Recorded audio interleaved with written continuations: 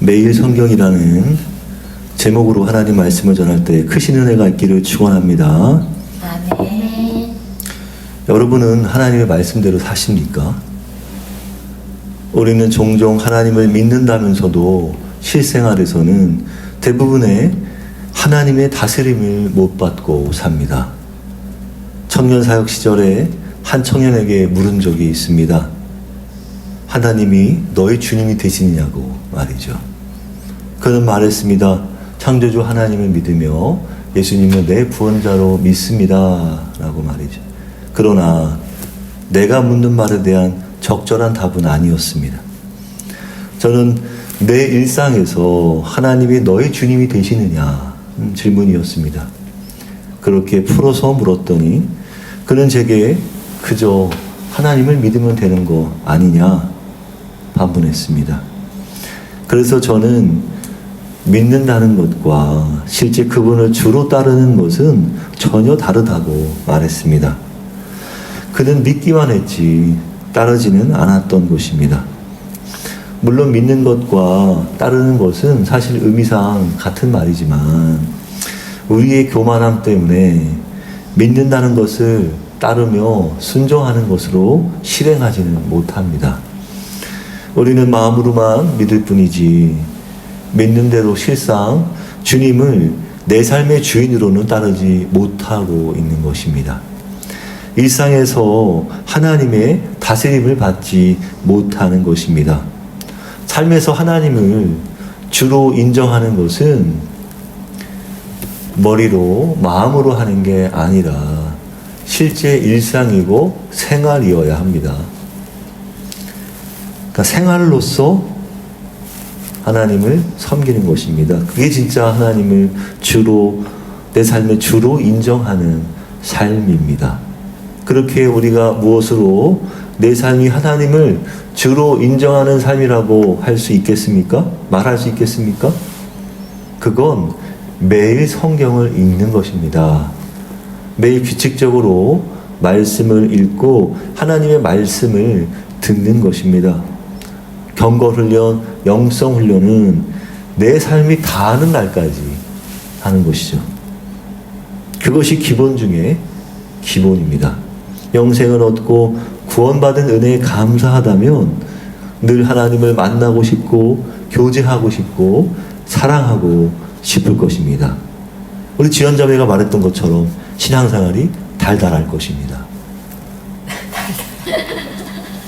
가족이나 연인이나 배우자처럼 사랑하는 사람을 매일 보고 매일 같이 있고 싶은 것처럼 말입니다. 특히 성경 말씀은 하나님을 만나는 것일 뿐 아니라 그분의 말씀이며 그분의 뜻을 알고 배우는 것입니다. 우리를 의로 경건하도록 교육하고 훈련시키는 책입니다. 몸을 단련하고 살을 빼는 일에 필요한 책들이 있다면 성경은요, 우리를 책망하며 우리를 교정하며 우리를 가르칩니다. 우리 영혼을 온전한 사람으로 성장케 할 뿐 아니라 선한 일을 행할 능력을 갖추도록 우리를 키우고 우리를 양육시켜 줍니다. 디모데후서 3장 15절로 17절에 있는 말씀이죠. 그렇기에 성경 말씀을 부지런히 공부하지 않는 그리스도인은 결코 그리스도의 제자가 될 수 없는 것입니다. 부적합합니다.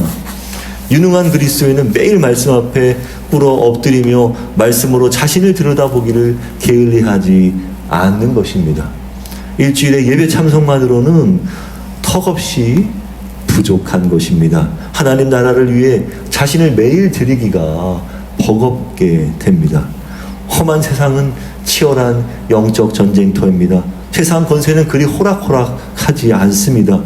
우리가 죄 권세, 사탄 권세에 피하지 않으려면 말씀으로 무장해야 합니다. 기도로 성령 충만해야 합니다. 하루에도 5만 가지 잡생각이 들게 하고 지금 이 순간에도 잡생각이 들 수 있어요. 세상의 탐욕과 시기와 정죄와 위선과 교만이 우리를 유혹합니다. 그런 것에서 내가 십자가에 죽었음을 깨닫게 하는 것은 성경 말씀입니다. 자신이 죄로 인해 죽었음을 인정하지 않으면 죄는 살아나는 것입니다. 내가 죽어야 죄도 죽는 것입니다. 죄의 근본적인 문제에 궁극적인 해답을 주는 것은 말씀뿐인 것입니다. 하나님은 성경을 통해서 자신을 계시하셨습니다. 내가 마귀라면 사람이 성경을 탐구하지 못하도록 만드는 것을 첫 번째 목표로 삼을 것이라고 영국 신학자 제임스 패커는 말합니다. 그는 성경이 하나님의 말씀일 뿐 아니라 삶의 지침이며 방식이라고 말합니다. 그렇습니다. 그리스도인들은 진심으로 성경 말씀을 현실 삶 가운데로 가져오고 싶어하며 하나님의 말씀을 배우려고 교회 공동체에 출석합니다. 예수님을 신실하게 따르려는 우리는 어떻게 성경의 세계와 21세기를 연결할 수 있을까요? 우리가 겪는 고된 현실에 대해서 성경은 어떤 답을 줄 수 있을까요? 우리가 겪는 고된 현실에 대해서 성경은 뭐라고 말씀하고 있습니까? 어떻게 하면 진실로 성경을 모든 시대와 모든 지역에 모든 사람에게 적용되는 하나님의 말씀으로 받아들일 수 있을까요? 이는 교회가 생긴 이래로 물어온 질문입니다. 하지만 우리가 직면하는 많은 상황에 대해서 직접적으로 말해주지는 않습니다. 코로나 팬데믹, 지구온난화로 인한 기후위기, 국가 간 핵무장 등 세상 복잡한 현실을 목도한 그리스도인들은 성경 본문을 맥락과 상관없이 모든 상황에 단순하게 적용할 수 없다는 것을 이해하게 되었습니다. 여러분, 성경은 하나님의 감동으로 된 것입니다. 그러나 하나님은 허공에 대고 말씀하지는 않으셨습니다. 어떤 상황이 다 있었던 것이죠. 실제 현장이 있었고, 그곳엔 사람이 있었고, 나라가 있었고, 정치가 있었고, 문화가 있었습니다. 그렇게 그런 복잡한 현실 가운데서도 성경은 늘 우리 신앙의 중심에 있었던 것입니다. 그렇기에 우리는 성경을 펼 때마다 성경을 하나님의 말씀으로 듣게 하소서라고 우리는 늘 기도해야 합니다. 하나님께서는 우리에게 성경을 통해 말씀하셨습니다.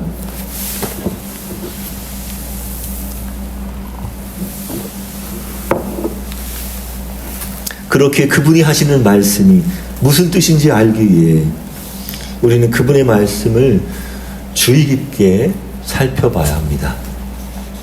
하나님은 어떤 방법으로 우리에게 말씀하셨을까요? 첫째, 성경을 읽을 때 성경을 통해 삶의 직접적인 지침으로 말씀해 주십니다. 그러나 성경 말씀을 통해서 하나님이 내게 하시는 메시지로 지침을 얻지 못하는 사람들도 많습니다. 또한 하나님은 메시지를 성경적인 원리로 말씀하시기도 합니다.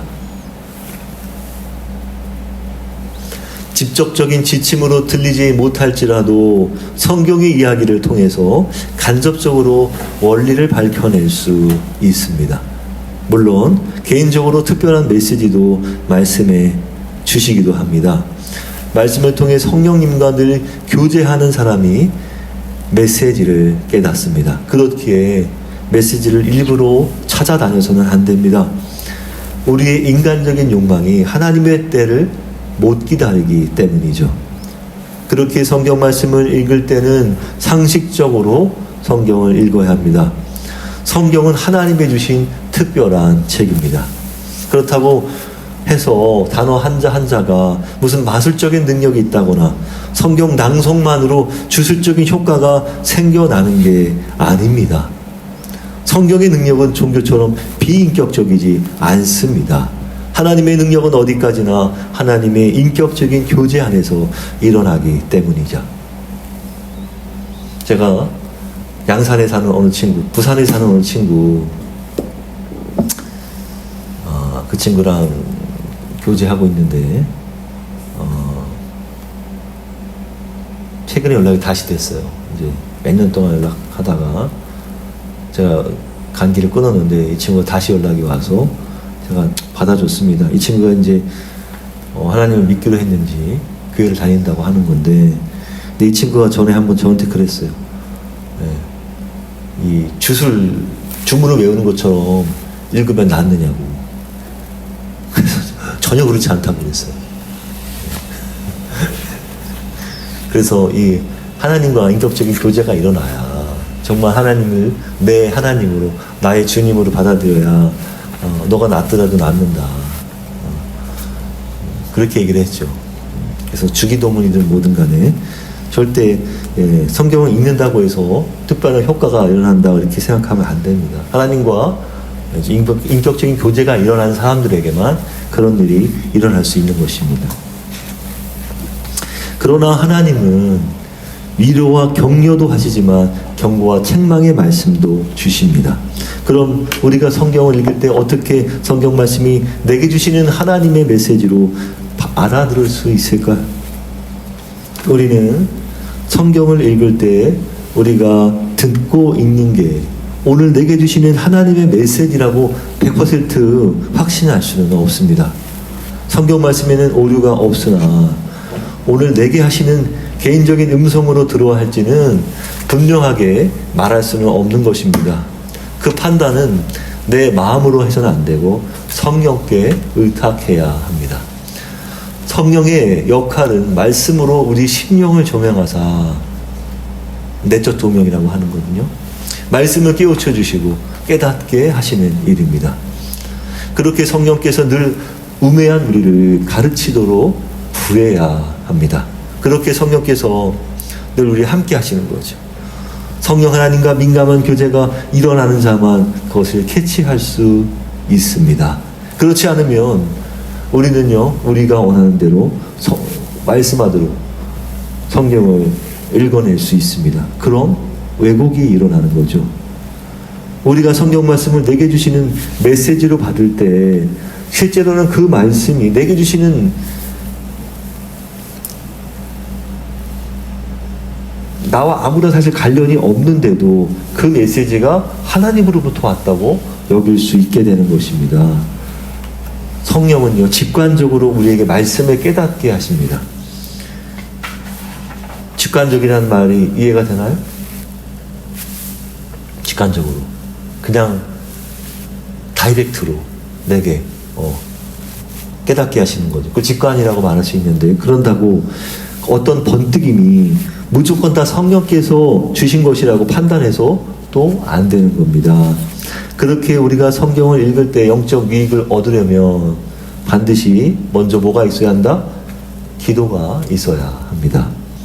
성경 본문에 지닌 영적인 의미를 조명하여 깨닫는 일에는 성령의 충만이 꼭 필요한 것입니다. 성령의 도움을 통해서 우리는 하나님의 말씀을 이해하게 되고 깨닫게 되는 것입니다. 우리가 성경을 통해서 하나님의 뜻을 알려고 할 때는 진지하게 하나님께 간구하는 것을 꼭 권합니다. 큰 도움이 됩니다. 우리는 본성적으로 내 뜻을 이루길 바라기 때문이죠. 그래서 성령님께 구해야 합니다. 성경은 무어하나 우리는 오류가 많습니다. 그렇기에 하나님이 의도하지 않은 방향으로 우리는 해석할 수가 있습니다. 우리는 성경을 읽는 순간에도 구체적인 상황을 위한 분명한 적용을 얻지 못할 때가 많습니다. 적절한 적용이 떠오르지 않더라도 실망해서는 안 됩니다. 우리는 그분과 주파수를 맞추지 못해 그분의 음성을 듣지 못할 때가 많은 것이죠. 성경은 답을 급히 찾는 사람에게 답을 바로 내주지는 않습니다. 하나님은요, 하나님의 진리는 교만한 자들에게는 숨기시고 어린아이와 같이 순진한 자들에게는 나타내십니다. 그게 하나님의 원칙입니다. 그렇게 우리는 성경을 읽을 때 그 읽는 동기가 언제나 순종하겠다는 마음이어야 합니다. 언제나 순종이어야 합니다. 하나님은 언제나 우리에게 말씀하십니다. 그렇게 성경이 말씀하는 것을 아무런 편견 없이 들으려면 우리 존재가 성화되어야 하는 것입니다. 그렇게 성경 말씀에서 많은 결론을 지나치게 이끌어내는 것은 삼가야 합니다. 섣부른 추정은 많은 오류를 낳습니다. 우리는 예수님이면 어떻게 하셨을까 궁금해합니다. 아주 좋은 자세죠. 우리는 예수님을 본받아야 하고 그분을 따라야 하는 건 맞습니다. 그러나 우리가 하나 고려할 것은 우리 시대는 예수님의 시대와 같지 않다는 것입니다. 예수님이 하셨던 모든 상황을 있는 그대로 모방하는 것은 바람직하지는 않은 것입니다. 2000년이 지난 이 상황을 현실에 맞게 적용해야지 예수님께서 우리 시대에 사셨다고 가정하고서 똑같이 행동하는 것은 무리수가 될 수 있는 것입니다. 우리는 이런 상황에서 예수님은 내가 어떻게 행동하길 바라실까? 이렇게 물어야 합니다. 예수께서 결혼하지 않으셨다고 해서 우리도 결혼하지 말아야 하는 건 아닙니다. 성경이 기록한다고 해서 다 옳은 것만 기록하는 것에 아는 것이죠. 악행들도 기록되어 있습니다. 다윗이 하나님께 사랑을 받았다고 해서 그의 모든 행위가 다 바른 건 아니었습니다. 철부지 요셉의 행동이나 야곱의 부정직도 따라할 수는 없는 것입니다.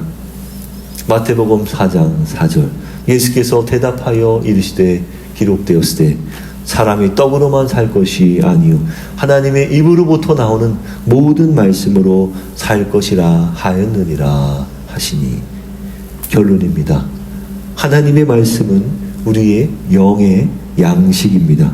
인간은 먹는 것만으로 영원하게 살 수는 없습니다.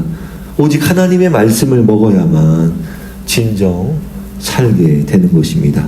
이 양식을 날마다 먹으며 읽으며 묵상하며 연구하며 가슴에 새기며 따라하며 실천하며 체득하는 우리 사랑하는 예하나된 교회 되시기에 간절히 빕니다. 기도하겠습니다.